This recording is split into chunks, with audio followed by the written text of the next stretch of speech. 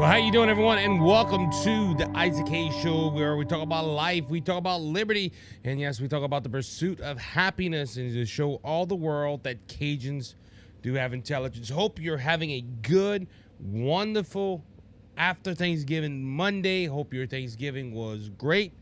I ate way too much. And I got some things done around the house. Not everything, of course, but I got a lot of stuff done around the house. Now it is Monday. At the time you're listening to this, I will be back at work, but you will be joining me here live on the show. Always forget that button. I have to have several alarms on my phone. If I don't wake up and I can't do the show. Anyway, but yeah. So at this time, I'll be at work, but I'm hopefully I'll be joining in the chat with everyone that is here from Two Mics Live. If they're not here now, they will be here in a few minutes because Dr. Mike will be wrapping it up shortly. And God is good. And I just want to say again how thankful I am to everybody that is joining here in the show today. Man, I'm just thankful for everybody that has joined in and helps grow this show. And if it wouldn't be for you, I wouldn't be doing this. And I remember the dream of doing this back in the day. Always listened to Rush Limbaugh. I was like, man, I wonder if I could do something like that. And then podcasting came along, and I'm excited. I am blessed. And yes, this is a podcast. I call it a podcast. So, but we got a lot going on. During the break, the Thanksgiving break, I really didn't follow the news too much. I was just focused on family and getting stuff done. But man, Saturday and Sunday, some news has broke out. We had a busy weekend, and I just want to dive right into it. But again, if you can, hit that subscribe button, hit that follow button, depending on the platform you're listening on now. If you could tell a friend about the show, go ahead and share the friend. As my good friend Scott Ford used to say, go ahead and email them, text them, send it through Facebook. If you're on Facebook, share the button, hit the share button, share with all your friends, and let's get this show growing.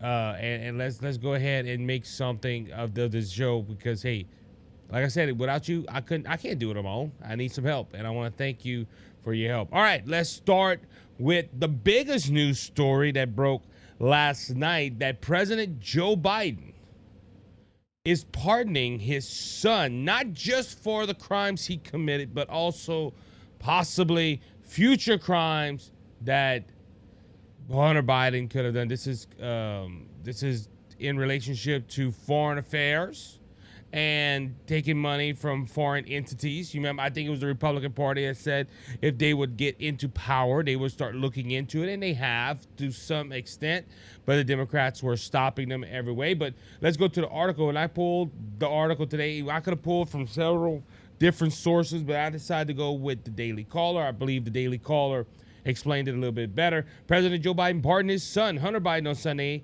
after months of claiming he would not do so.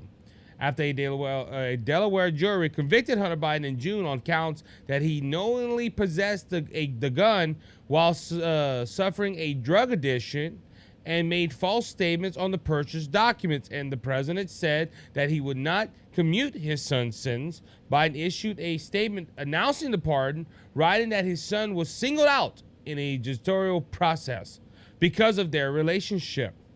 And this is President Biden's quote: "No reasonable person who looks at the facts of Hunter's case can reach any other conclusion than Hunter was singled out only because he is my son. And that is wrong." I want to stop right there for a second, because do you remember Trump's kids?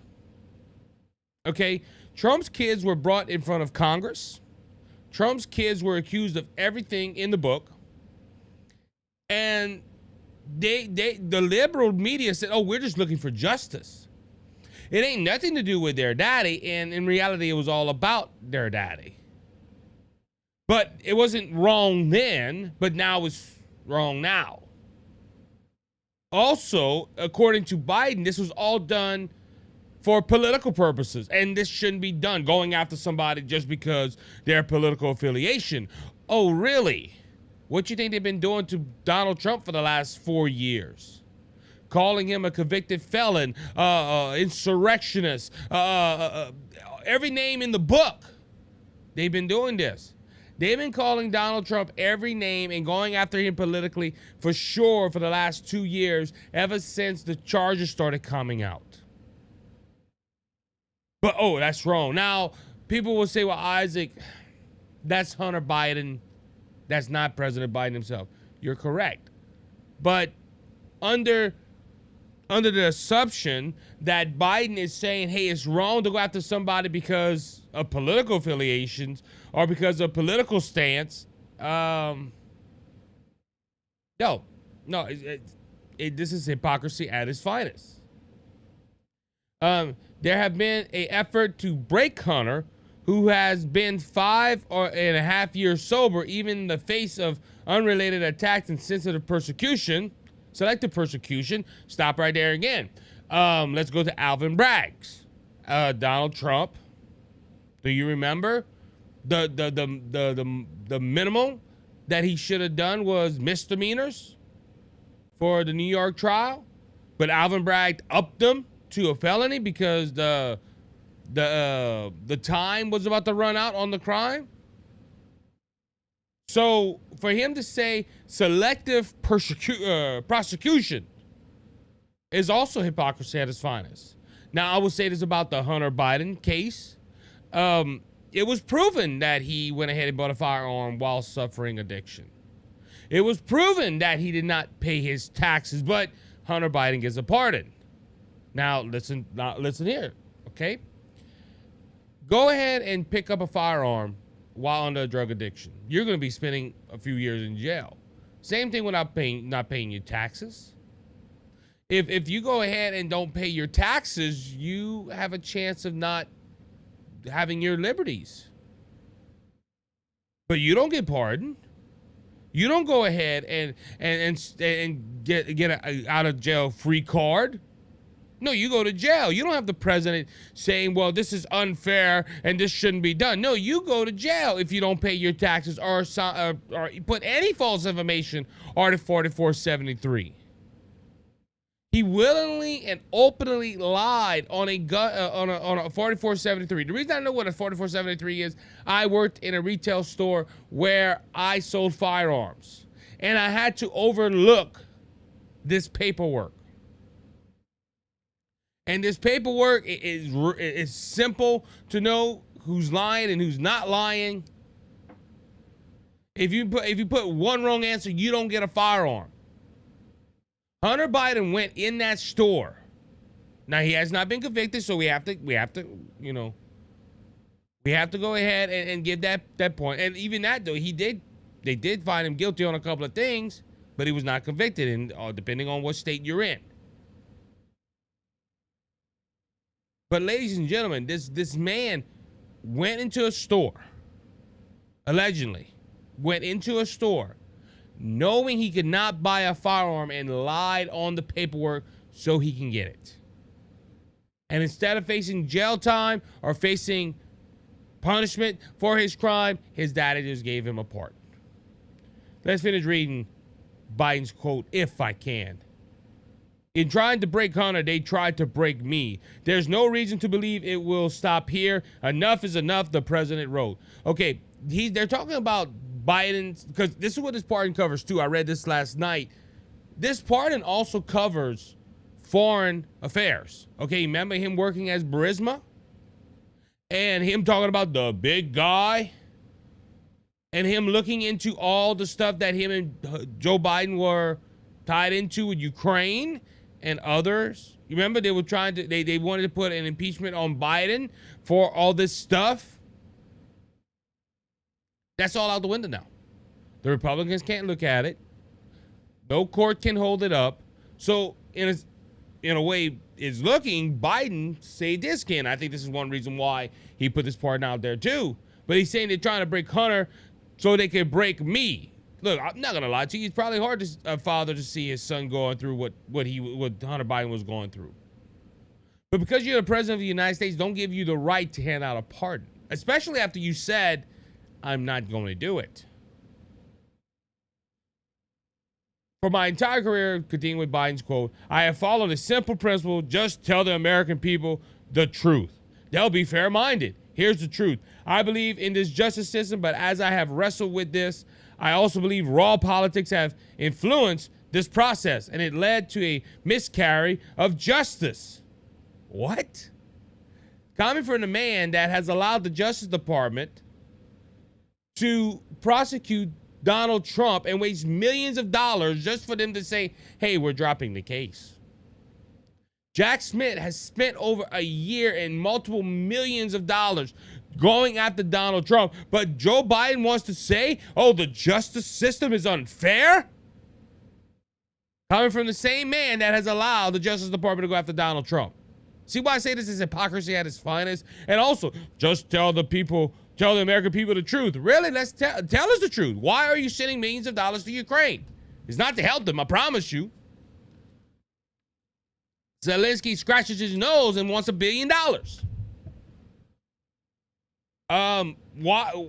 Tell the American truth about the economy. Biden has said that Biden and Karine Jean-Pierre, we're passing the strongest economy. No, you're not. This is one of the weakest economies America's ever had. The interest rate's going down. Yeah, to help you win an election that you did not win. He says, tell the American people the truth. What truth? There is no truth in Joe Biden. Joe Biden lies so much he don't even know he's lying no more. All he knows is to tell the opposite of what he's doing. You know, hey, what the left hand's doing, watch what the right hand's doing. So this principle of, hey, tell the American people the truth, and then come and say, well, I think that it was a miscarriage of justice. No, it wasn't. But to be honest with you, in all reality, they were trying to get Hunter Biden out of this mess before he even signed his pardon. Remember the plea deal? That gave him so much immunity and no jail time? It was a slap in the wrist. He would have to pay a little fine. And look, props to the judge for not allowing that. But it's a miscarriage of justice. You know why Joe Biden thinks it's a miscarriage of justice? Is because it was against his son. And you shouldn't go after a Biden. Biden's supposed to be untouchable. And my children's supposed to be untouchable. You should not go after my kids. Joe Biden did not sign his pardon because he believes there's a miscarriage of justice. There might be something that's going to come out of these prosecutions.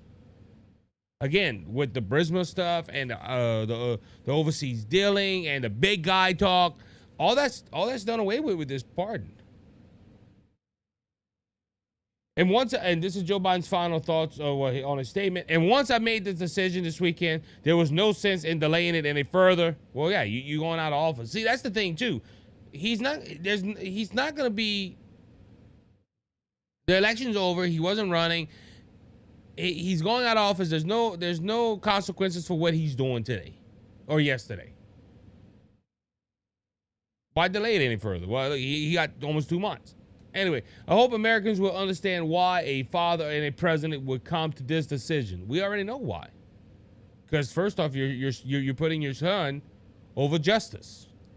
Look, my kids are still toddlers, so I hope this doesn't come to fruition. But if my kids would be doing something wrong, you would have to. Look, I tell my kids all the time, your action has consequences. But to certain people, hey, daddy's going to bring them out of. This happens with a lot of people. And look, I hope my sons and my daughter don't do nothing wild and crazy. But if they do, you have to let them pay the consequences. You like to help them out as much as possible. But look, like I said, look, this is why, and I don't know if we have any rich people in the audience, but I'm just saying this is why a lot of rich kids are spoiled, because daddy and mama always pull them out of problems. And look, we're gonna talk about some kids later on that are making tons of money and are not showing sportsmanship. We're gonna talk about that later on, but you can't just say, "Hey, I'm pulling them out," and a president would do this. No, look, Hunter Biden. If this was anybody else, Hunter Biden would have not gotten a pardon. I'm just being honest with you. They would be sitting in jail. Now, this also goes to another point too. Then we're gonna move on to the next story. Hunter Biden lied. I mean, not Hunter Biden. Joe Biden lied. Okay, he said he wasn't going to do this. Now, it don't surprise me he lied, and I was under the assumption that, yeah, he he's probably going to pardon Hunter before he leaves out. But before it was, oh no, we're not going to go ahead and we're not going to go ahead and pardon him. We're going to let justice play his role. We're going to do what needs to be done. And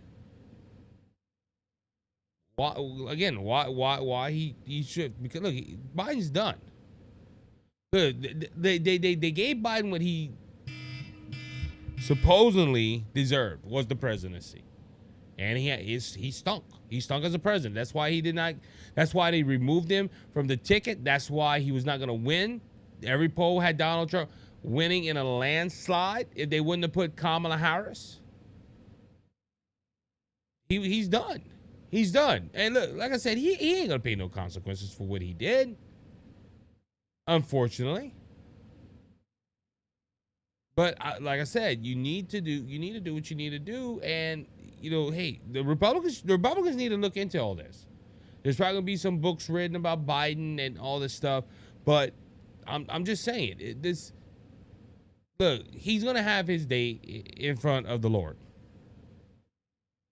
Biden is corrupt, and look, I ain't gonna pardon. Look, hey, he's covering his rear end, because like I said, look, this pardon goes a lot deeper. I think it was Fox News that said it, that this pardons him from all the other crimes that he allegedly did. And ladies and gentlemen, this like I said, this is just wrong in so many levels, but this is just showing Biden's corruption. And Biden, look, Hunter Biden thinks he got away with it. And look, he maybe got away with it in some sense, but he ain't going to get away with it from the Lord. And look, Judgment Day's coming unless they repent. Hey, your action has consequences. I believe that. And we're going to see what happens. Biden also this weekend made a lot of news talking about Dr. Fauci. This is from the Daily Wire. And Biden calls Dr. Fauci a true American hero. I'm trying to pull the article up. Wrong button. There we go. All right, yeah. Biden salutes true hero Fauci at White House. President Joe Biden celebrated Dr. Fauci, a divisive former government health official, as a true American, a true hero at the White House on Sunday. The shout-out took place as Biden delivered remarks during an event to commemorate World AIDS Day on the South Lawn, prompting rounds of applause from the audience. A special thanks to one of the great public health officials, a true hero who had led this fight against HIV and AIDS, Dr. Anthony Fauci. Dr. Biden said he then gave a hand salute to Fauci and continued, "You're a good man. God love you." As a mother would say, "God love you, Anthony." The comments drew murky and condemnation from critics of Fauci, some of whom harkened back to the AIDS epidemic, as well as the COVID pandemic and Biden. And we also got some tweets here that I'm not going to go into. But Dr. Fauci, a true hero, the man that said, hey, you need a mask? No, you don't need a mask. Yeah, you need a mask. A man that went ahead and encouraged the shutdown of the American economy and closed down schools and have shots that I never took. I never took a COVID vaccination shot. But told people, hey, you need to go ahead and take these shots. You need to go ahead and do all this stuff. Now, look, don't get me wrong. I will say this. Donald Trump listened to Dr. Fauci too. Okay? I think that was one of Donald Trump's mistakes in the White House. It was listening to Dr. Fauci and the so-called health experts. Man, they should have they should have talked to Dr. Mike. Dr. Mike literally wrote the COVID book and his studies. And look, his new book's out right now of vaccine fiction. Go check it out. Hitting #1 on a lot of Amazon categories. But Dr. Fauci didn't know what he was doing. Dr. Fauci, in my humble opinion, crippled America. And to call him a true hero. Now, look, I'm not going to say he didn't do everything bad, okay? Dr. Fauci was in that position for a long time. But his recent things he has done, no, call Dr. Fauci a hero? I wouldn't call him a hero. Dr. Fauci, in his leadership of COVID-19, crippled this country. And look, was it all a coup? Was it all so? I don't know. I'm not going to go ahead and comment on that. I have my thoughts. But for Biden to call him a true American hero, it shows me Biden has some issues. Dr. Fauci, in my humble opinion, and I'll let them get your opinion in the chat, but Dr. Fauci is not an American hero. Where you have men and women that have died for this nation in war. You have men and women that laid it all down for our freedoms. You have men and women that wear the uniform of a first responder. That's true American heroes. Again, I'm not going to say Dr. Fauci didn't do nothing good. But Dr. Fauci has made millions of dollars sitting in a position that was, I don't know if he was confirmed or whatever by the Senate. But I'm sorry. I don't see Dr. Fauci as a great American hero. Now look, he wasn't even talking. This whole event was not supposed to be about Dr. Fauci. And this also goes to another thing too. Why isn't Dr. Fauci trying to stay on for another term with Donald Trump? Because he knows Donald Trump's going to look into a few things. Again, ladies and gentlemen, Donald Trump should have never, ever listened to Dr. Fauci and the left when they were saying, hey, shut everything down. Remember when Donald Trump was trying to stop the spread of disease and said, look, we're going to cancel flights from China and other nations that have this disease? The left and Fauci were ones that were saying, hey, there's no need to do that. And they called Donald Trump a racist and a fascist. Dr. Fauci was like, oh, this isn't going to hurt. This isn't going to hurt. And then all of a sudden, oh, yeah, if you get people in here, it's going to start to spread. Look, I remember them talking. It was only supposed to be 2 weeks. Hey, we're going to shut the country down for 2 weeks. We're going to stop the spread, and everything's going to be fine. And we still have people today walking around with masks. I guess if it gives you comfort, wear it. But a little piece of paper will not stop the spread. Even Dr. Fauci at one point said, hey, masks is not needed. Then all of a sudden, oh, we need masks. He had his walking orders from somebody. But Dr. Fauci, true American hero? No. I think we could give a lot. We have a lot more people we can put that label on than Dr. Fauci. Anyway. Canadian Prime Minister Justin Trudeau went visit Donald Trump at Mar-a-Lago over the weekend. I think this was after Thanksgiving, maybe on Friday. I'm pulling up the article right now to read to you guys, and this is all because of the results of Donald Trump threatening his country with tariffs. Now, I think it's a woman that's running Mexico right now, if I'm not mistaken, but she hasn't went meet Donald Trump. I heard they've been on the phone. But yeah, Canadian Prime Minister, let's see when this article, there's no date on here. All right. But Canadian Prime Minister Justin Trudeau has flown to Florida to meet with President-elect Donald Trump at his Mar-a-Lago club after Trump threatened to impose sweeping tariffs on Canadian products. A person familiar with the matter, according to the AP, said Trudeau will have dinner with Trump. The officers will not authorize to speak publicly. The officials were not authorized to speak publicly the matter and spoke on conditions of anonymity. But Canadian Prime Minister Trudeau is the first G7 leader to meet with Trump since the U.S. election. Again, this comes as Trump was threatening a 25% tariff on Canada and Mexico over failure by both nations to curb the flow of illegal immigration and illegal drugs from these countries in the U.S. Now, I think either this was Friday or Saturday. I'm not 100% sure. I think it was Friday. I'll be safe without say Friday. So this happened on Friday. Now, what did he talk about? Well, Trudeau said they talked about the tariffs and everything like that. Trump made some comments on it. Let me pull this back. Yeah.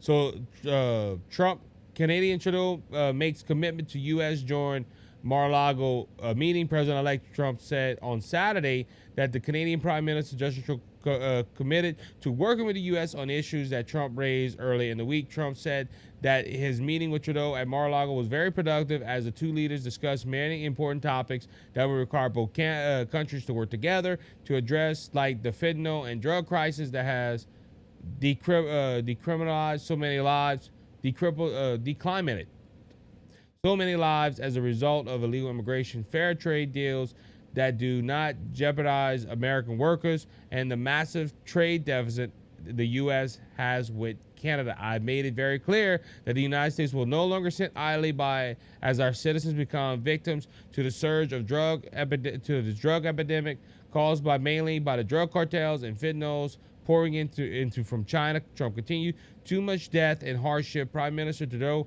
has made a commitment to work with us to end this terrible diversity, the devastating of United U.S. family. He said that they also spoke about energy trade and the Arctic, issuing that he said he would address starting on his first day back in the White House. So, also he said, I look forward to work we can do together again, he said. So this Trump and Trudeau has a picture of them eating supper together. And again, this comes after a tariff. Now, a lot of people say, well, what's the purpose of a tariff? That the tariff is going to hurt. It got Justin Trudeau to Mar-a-Lago. It got Mexico shaking in their boots, and it's also going to help us with with people going back to the dollar. Daily Wire reported that Trump threatened several nations with massive tariffs if they move away from the U.S. dollar. President-elect Donald Trump threatened to impose a 100% tariff on several nations that have emerging markets if they try to move away from trading using the U.S. dollar. The idea that the BRICS countries are trying to move away from the dollar while they stand by and watch is over, Trump said in a post on social media. We require a commitment from these countries that they will neither create a new BRICS currency nor back any other currency to replace the mighty U.S. dollar, or they will face 100% tariffs that should expect to say goodbye to selling into the wonderful U.S. economy. They can go find another sucker, he added. There's no chances that BRICS will replace the U.S. dollar in international trade, and any country that tries should wave goodbye to America. Primary consultants consistence of Brazil, Russia, India, China, South Africa, but it is expanded last 2 years to include Iran, Saudi Arabia, United Arab Emirates, Argentina, Egypt, and Ethiopia. These countries have wanted to move away from using the U.S. dollar for trade to reduce U.S. inflation influence around the world, but infighting between them have prevented that from happening. So this is why tariffs work. Okay, listen, I agree with Trump. The days of America standing by, not doing nothing, and hoping that these countries will stay with us is over. And look, this is why people voted for Donald Trump. To stronghold people. Okay? Look, America is a superpower. Not the superpower, but we are a superpower. And America, I'm trying to say this in the right way. America is the country that goes ahead and promotes freedom. You might not believe this, but America is the most free nation in the world by far. There are countries with the parliamentary system, yeah, they're free, but we see what goes on with America, if with Canada. If you have one idiot in there that can get the votes of the parliamentary system, they could change the whole nation. Canada is not the country it was a couple of years ago. Mexico is not the country that it was a couple of years ago. Now, Mexico has elections and everything, but they're not the country our country is the freest country in the world, and we should encourage other countries to follow our model. We're about 249 years into this experiment, and it has worked. Under God's grace and under God's leadership, this country has gone far. But under the last several years, under Democrat leadership, our country has been weak. Biden cared about everybody else getting rich except America first. This is why we put Donald Trump in office, because we was tired of the weak leadership and these tariffs. A lot of people criticize these tariffs, but it's bringing countries to the table. These countries, if they have to pay 100% to bring their product into America, it's going to cripple them. Same thing. This is why Justin Trudeau, who does not like Trump, got in a plane and came to Mar-a-Lago, because a lot of people was like, well, tariffs are going to hurt us. Tariffs are going to mess up our economy. Well, why are these countries wanting to meet with Donald Trump all of a sudden when he threatened them with these tariffs? Because, yeah, it might hurt America, but it's going to hurt their economy more. This is why tariffs work. This is why, and look, the thing of it is, America's going to get money out of the deal. America's not going to just, we're putting these tariffs, and these countries are going to say, well, we're going to stop selling to America. They can't. They cannot go ahead and stop sending product to America, because this is their livelihood. Do they want to pay another 25% or 30% or 100%? No. But before they pay that, they're going to go to the drawing board and they're going to say, look, Mr. Trump, what do you want? And to be honest with you, ladies and gentlemen, this is what leadership looks like. Leadership looks like leading, not following. You notice Biden, well, whatever the G7 says, I'm going to do. Whatever the Paris Climate Accord says, I'm going to do. Trump ain't doing that. Trump's saying, you know what? I'm not going to be a follower. I'm going to be a leader. I know NATO's shaking, because I haven't heard anything about what he's going to do with NATO yet. But, ladies and gentlemen, Donald Trump is leading by example. He's a leader. He isn't somebody that's following. I'm just going to go with the flow. And this is because Donald Trump's putting America first. He's putting America first, not America last. Like the last administration. Last administration, it was all about America last. Look, how can we go ahead and make the world better instead of making this country better?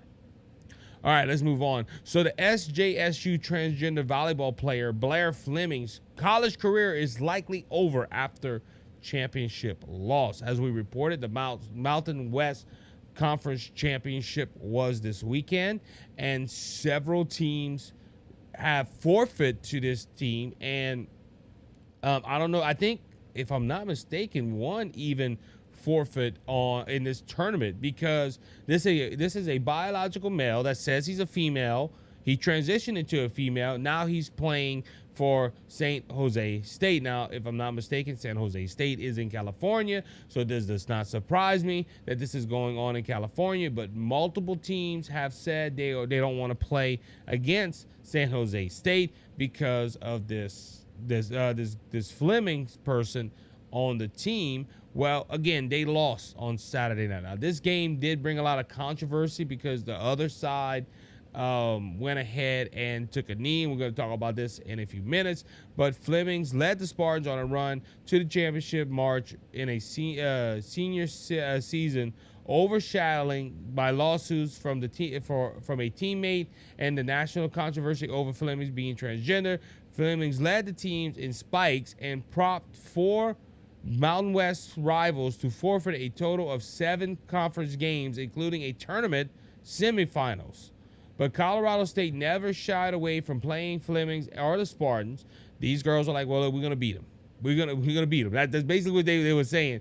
The Rams played San Jose State 2 times in the regular season, splitting the season series, and then taking the championship match 3-1. Colorado State Mala Jones, the Mountain West Player of the Year, led the game with 26 kills after kneeling during the national anthem before the match. We're going to talk about that in a few minutes.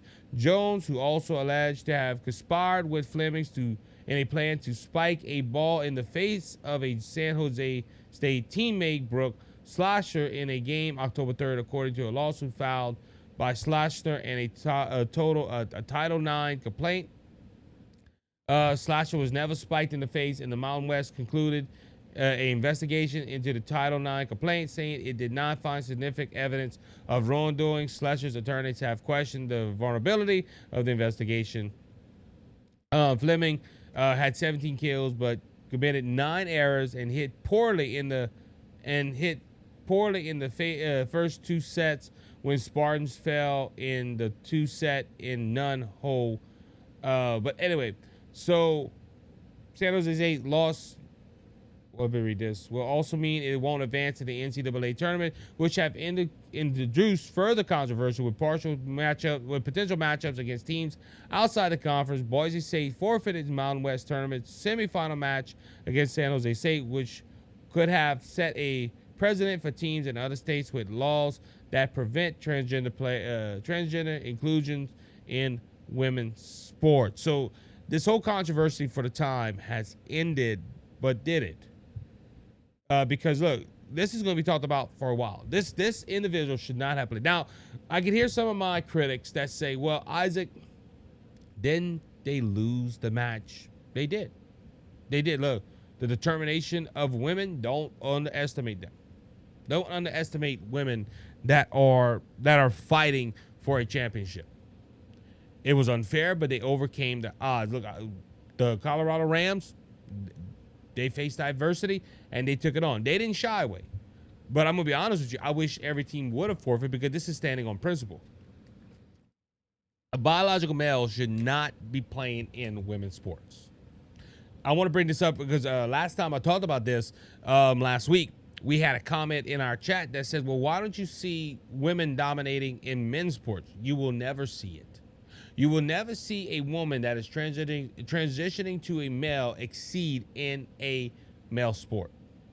Especially in basketball, okay? You will never ever see basketball, football, team sports where a woman will be the best player on the team. You never see that. You see it on the men's side, on the women's side, because trans women or men that's turning into women or transitioning to a woman, they will always have to start line. Why? Because what I explained last week. Men are stronger.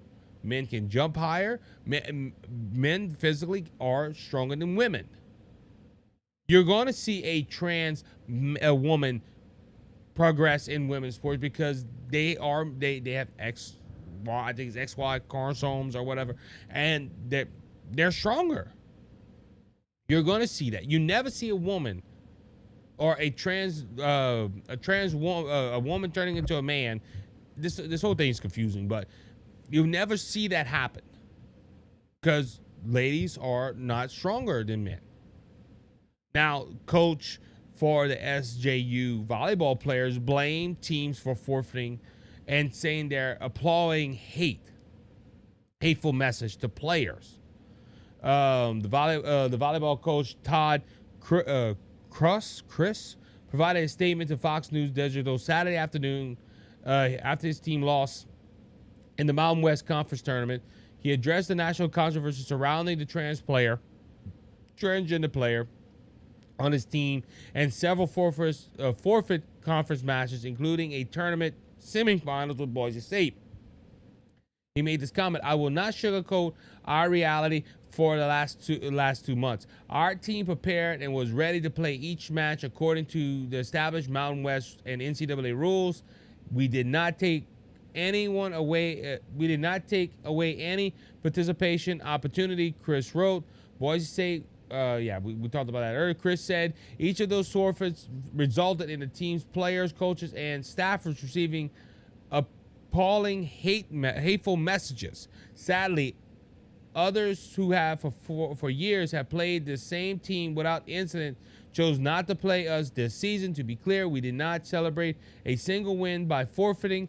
Instead, we braced for the fallout. Each forfeit announced unleashed appalling, hateful messages individuals choose to send directly to our student athletes, our coaching staff, and many associated with our program. Chris Rhodes, the coach, in just his second season with the team, admitted it was one of the toughest seasons of his life. This is the thing, okay? The coach made it tough. I don't know if he's an activist. I don't know if he believes in this stuff, but he allowed this player to be on his team. So now the hateful message, I want to break that out too. Okay, I've come on this podcast and talked about this issue a great extent. Okay, but I don't want no harm to go to these players or coaches. And people that are doing that is wrong. So I'm going to condemn that right off the jump. But again, this coach put himself in this position. He allowed this player to play. He allowed this person to be on the team. He didn't have to. He's the head coach. He can go ahead and say, no, we're not going to do this. I don't think it's right.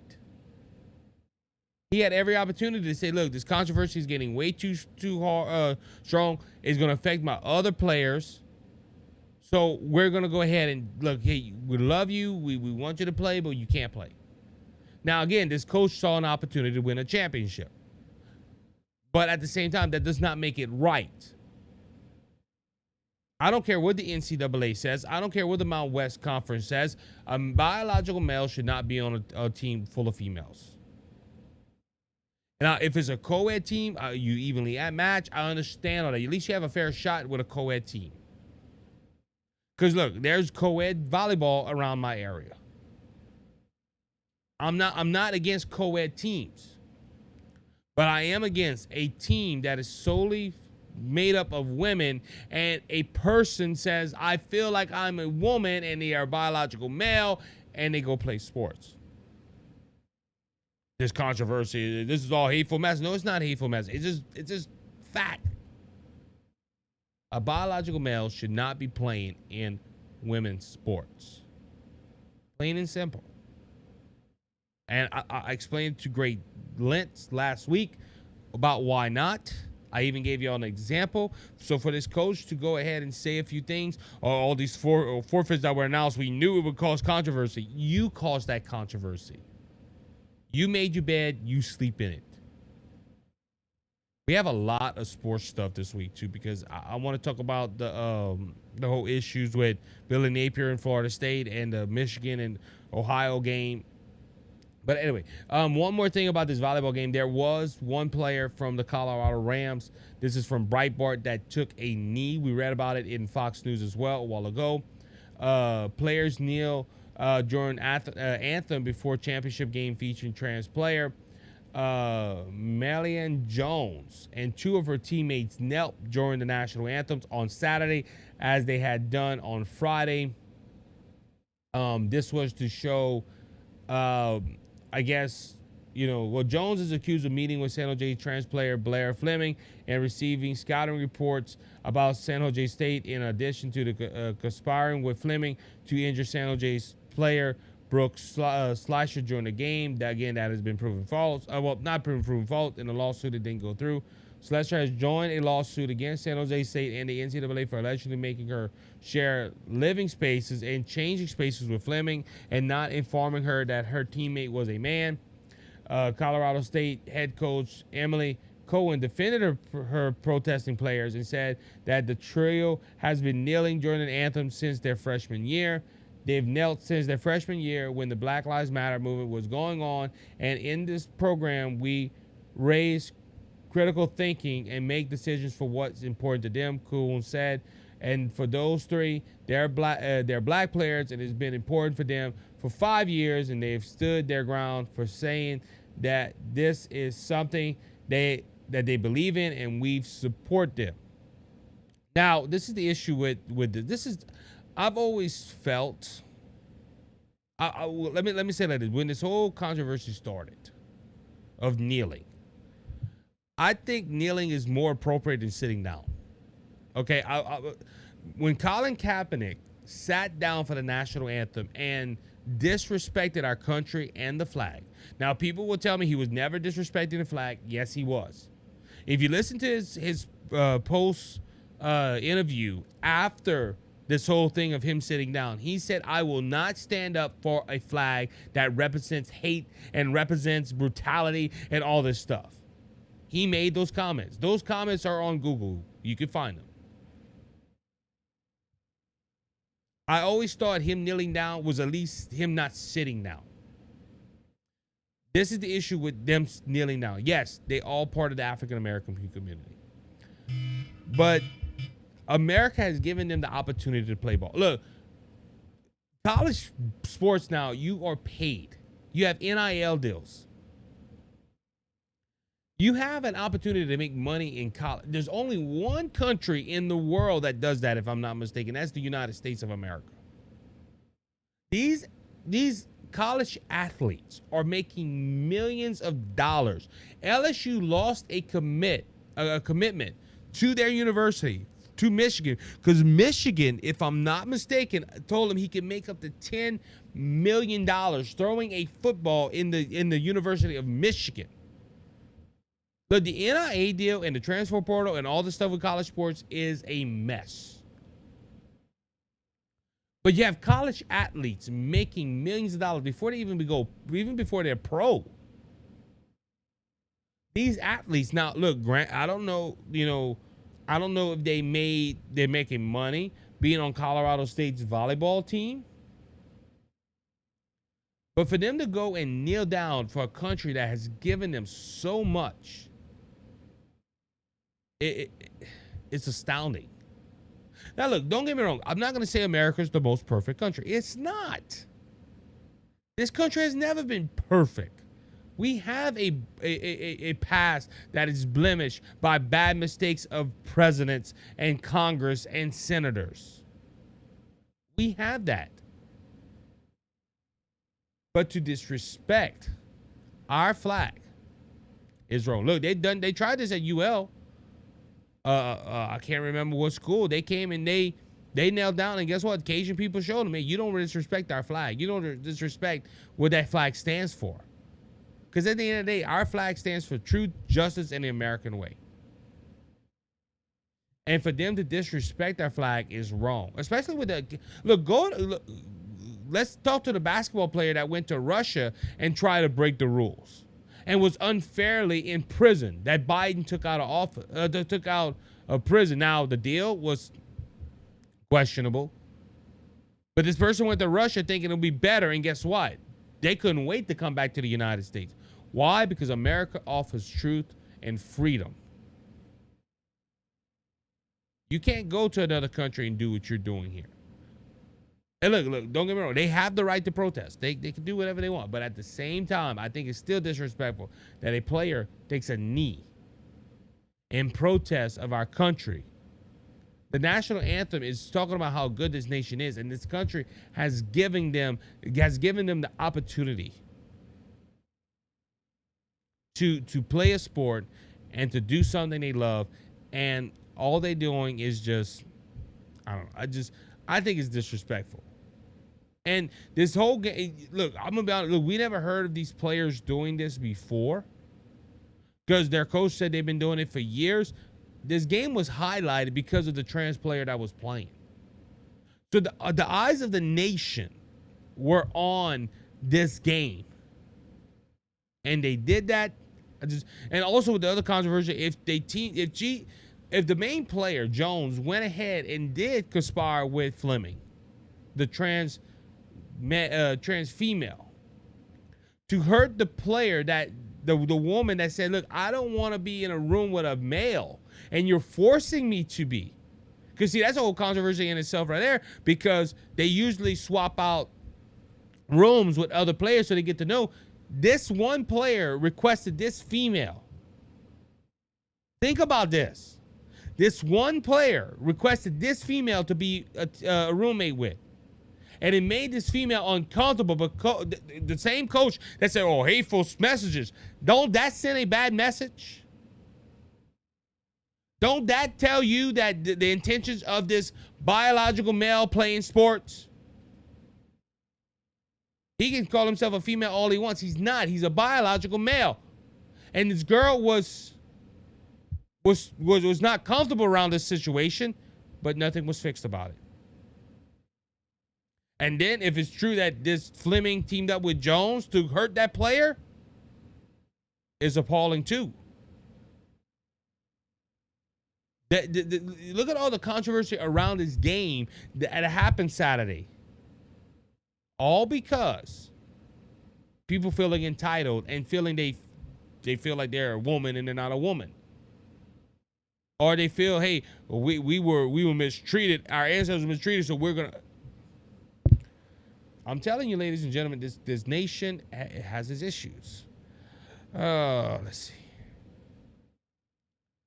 Man, I have a couple of other stories. Like I said, man, there's so much stuff going on that y'all know how it is. I won't be able to get to everything. Let's go ahead and talk about what happened in college sports this weekend besides the volleyball situation. Again, I'm getting this from Breitbart. A lot of games had some controversy going that happened this weekend, and I have the article saying about Florida State and Florida. Now, Billy Napier is a very close, I guess not close to my heart, but he was a former UL coach, so I follow his career. After winning several championships with UL and going to the New Orleans Bowl, Billy Napier was hired as the Florida coach a couple of years ago. Do I think he stays on? He maybe squeaked himself out, but beating Florida State was not that big of an accomplishment either. Florida State has not been the greatest team in this past season. The reason I know that is one of my good friends is a diehard Florida State fan, and they were bad this year. But they had an argument, Billy Napier and Coach Mike Navarro, in midfield, where the Florida team took a flag and planted it into Florida State's logo at midfield. Now, I'm going to say this, okay? Sports used to be about sportsmanship. Listen, if you won or you lost, you go to the middle of the field, you go ahead and shake hands, and you mutually agree, hey, this was a game, it shouldn't be that heated, but this is a rival. All right, and the rivalries do take a whole nother step in there. Look, LSU has the rival with Arkansas for the boot. Okay, and LSU has won the boot, thank goodness. But to my knowledge, I've never seen it bad like this. But this weekend, there was several teams that disrespected other teams. This is not Florida. Now, Billy Napier went ahead and tried to stop it. I understand all that, and I don't know what's going to go on with this, but Mike Navarro, first off, I will say this, him going to midfield and chewing out Billy Napier, it's hard for, and look, Mike Navarro should know this, it's hard to handle all your players. One man. You have coaches that's supposed to do that, and I understand his frustration. He had a bad season. You ended the season with a loss. You were on a high last year. You lost a lot of people to transfer portal. I understand Mike Navarro's problems, but I think he was disrespectful for him to go and tell Billy Napier and chew Billy Napier out. Now, Billy Napier's like, look, man, dude, hey, look, stop. I'm going to fix this, whatever. But that was one incident of the Florida Gators planting the flag, a Gator flag, and then it started out with a big brawl and fight. Ohio State and Michigan ended the game with a brawl and a fight where teams, and look, they both got fined $100,000. And it was just a big brawl there. North Carolina, they had a big brawl. There was several other. They had a lot of schools that a lot of schools got into contentious fighting because of their games this weekend. And look, like I said, rivalry. I understand that, but it shows how far our nation has come with our youth. I don't think prior to this generation or any other that these rivals been that bad where there's brawls and fights at the end of the game. But look, and look, Mike Calderes brought this out. I saw it on his page of the teams that I think it was Iowa State and maybe Nebraska. I think it is. I can't be 100% sure. They went to the center of the field before the game to shake hands. Iowa State handed out, and Nebraska was like, nope. They did not shake their hand. The disrespect in college ball. Now, this is, man, I'm trying to be nice about it. My opinion, this is the result of NIL deals, and this is propping up these athletes to where they don't think they're touchable. There's no respect being taught by the coaches. The coaches should say, look, no matter you're feeling against another team, you don't hate the players on the team. Look, I make fun of like the Atlanta Falcons. I can't stand the Atlanta Falcons. Reason because they're in our division. They fight for playoff spots. But and look, I used to be at that point. I used to be like, man, I can't believe I don't like Kirk. These are people with families that are trying to do a job. You can hate the team, whatever, or you can dislike the team, but they're people. Look, I'm not gonna lie to you. I was rooting against Josh Allen last night because he wasn't on my fantasy team and another player had him. I didn't want him to go get hurt. If I would have lost a fantasy game, I would have lost a fantasy game. What's so bad about that? Nobody's gonna remember that in years to come. It's for fun. But ladies and gentlemen, look, I understand the NIL deals. I understand, but the disrespect in college sports is getting up. Even the disrespect in NFL is getting bad. This is a game, ladies and gentlemen, not a. I don't know. The disrespect in college ball right now is phenomenal to me. And look, NIL deals I think it amped it up. All these players are bouncing from job to job, and that's what it is, job to job, and trying to make the bigger buck, and there's no respect there. There's no love for the game no more. And what are these coaches are teaching? Okay, look, back to Billy Napier. Okay, I understand these teams, they were excited, but come on, really? We're hearing more brawls and fights in college sports now than we ever did before. And that like I said, that's because these kids don't think they're untouchable. This is my thoughts. I think the disrespect across the sports world is look, going back to the last things we talked about, the kneeling and stuff. Coaches are not showing respect no more. Coaches are not showing discipline no more. Unfortunately, almost all these coaches want to win. And look, this is one thing I'm going to end with this note. This is why I like Tony Robichaux, the former UL head coach for baseball, who has sadly passed away. If you listen to his players and the people that he influenced, even coaches,